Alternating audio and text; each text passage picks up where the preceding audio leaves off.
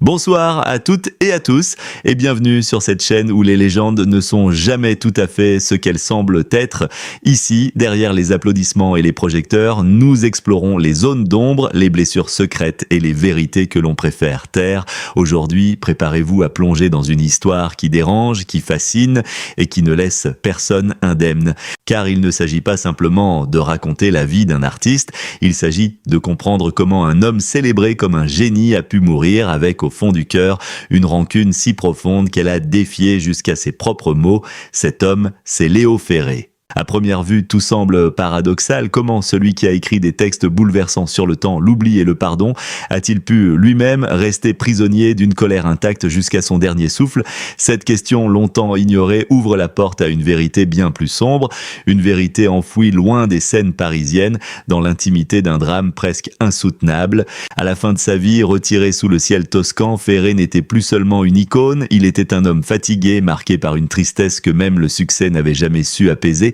Derrière la figure du poète engagé se cachait une âme fissurée, hantée par trois noms, trois figures qu'il n'a jamais pardonnées, trois trahisons qui ont transformé sa vie en champ de ruines.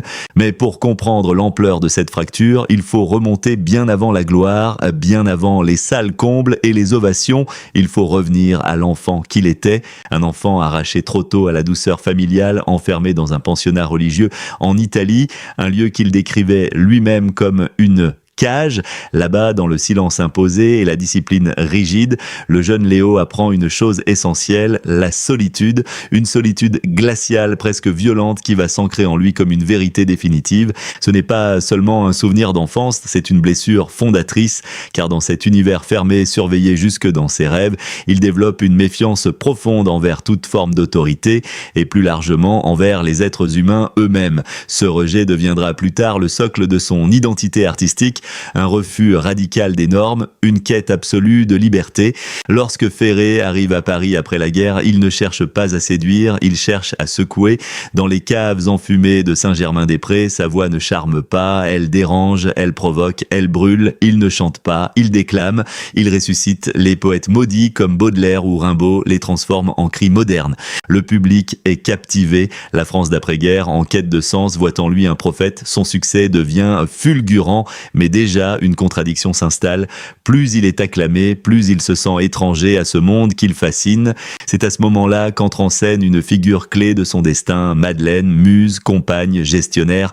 Elle devient tout pour lui. Ensemble, ils forment un duo fusionnel presque indissociable. Elle structure sa carrière pendant qu'il se consume dans son art. Mais derrière cette réussite éclatante, un malaise grandit. Ferré étouffe dans les codes du show business. Il méprise les conventions, les faux semblants, les sourires calculés. Il rêve d'un ailleurs, d'un refuge, d'un royaume où il pourrait enfin vivre selon ses propres règles. Ce rêve prend forme dans un lieu bien réel, un château isolé perdu loin du tumulte du monde, un endroit qui devait être un sanctuaire et qui deviendra lentement le théâtre d'un basculement.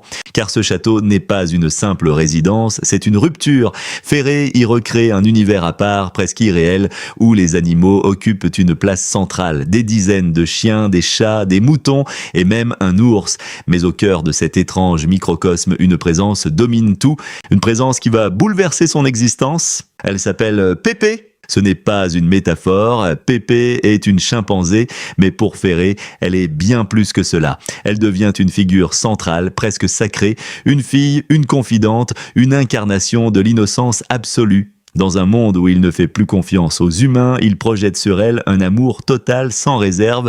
Elles partagent leur quotidien, leur intimité, leur espace. Elle mange à table, dort dans leur lit, vit comme un membre à part entière de cette famille hors norme. Et dans cette relation déroutante, Ferré semble trouver ce qu'il a toujours cherché, un lien pur, sans trahison, sans duplicité. Pendant un temps, tout semble fonctionner, le château devient une bulle, un Éden coupé du monde. Ferré compose, crée, vit dans une intensité presque irréel, mais derrière cette harmonie apparente, quelque chose se fissure, car un monde construit sur le rejet des autres finit toujours par se refermer sur lui-même, et c'est précisément là que tout bascule, car au cœur de ce paradis fragile, une série d'événements va faire éclater la vérité la plus brutale, une vérité qui implique non seulement des forces extérieures, mais aussi une trahison intime, une trahison venant de celle en qui il avait placé une confiance absolue. C'est ici que naît le scandale. Un scandale silencieux, loin des médias, mais d'une violence inouïe. Un drame qui va briser l'équilibre de cet univers et plonger Ferré dans une spirale dont il ne sortira jamais vraiment. Ce n'est plus seulement une histoire d'amour ou de carrière, c'est une question de loyauté, de destruction et d'irréparable. Et lorsque des années plus tard, il évoquera ces 3 noms qu'il n'a jamais pardonnés, ce ne sera pas une posture, ce sera le reflet d'une douleur restée intacte, figée dans le temps. Alors, que s'est-il réellement passé derrière les murs de ce château?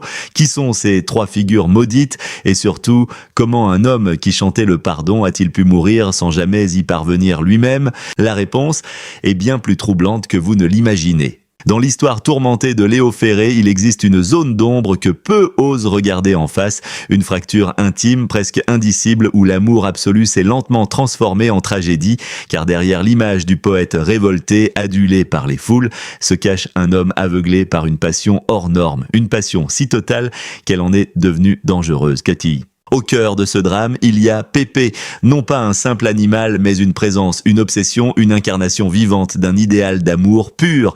Pourtant, ce que Ferré refusait de voir, c'est que cet amour reposait sur un équilibre précaire. Ce qui était attendrissant chez un jeune chimpanzé devenait avec le temps imprévisible, incontrôlable, presque menaçant.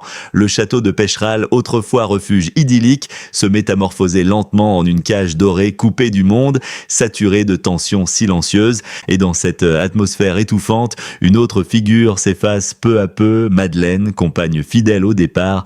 Elle se retrouve prisonnière d'un rôle qu'elle n'a jamais réellement choisi. Ce qui ressemblait à une aventure singulière devient pour elle un fardeau psychologique insoutenable.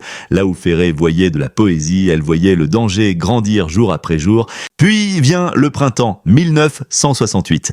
Tandis que la France s'apprête à entrer en ébullition avec les événements de mai 68, une autre révolution plus intime se prépare loin des regards. Ferré est en tournée. Il triomphe sur scène, porté par les applaudissements. Mais pendant ce temps, son univers, lui, vacille. En son absence, tout bascule. Pépé, désormais adulte, devient incontrôlable après une blessure. La peur s'installe, l'incertitude aussi, et Madeleine, seule face à cette situation explosive, prend une décision qui changera tout, une décision irréversible. Ce qui suit ressemble à une scène de film noir.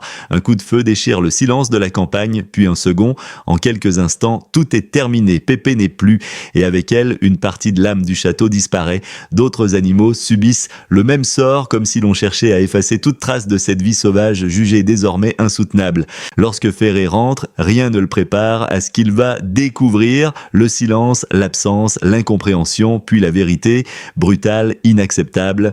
À cet instant précis, quelque chose se brise définitivement en lui. Ce n'est pas seulement une perte, c'est, à ses yeux, une trahison absolue, un acte impardonnable. Madeleine ne devient plus sa compagne, mais la responsable d'un acte qu'il perçoit comme un meurtre. Le chasseur, lui, incarne désormais cette société qu'il méprise, celle qui détruit ce qu'elle ne comprend pas.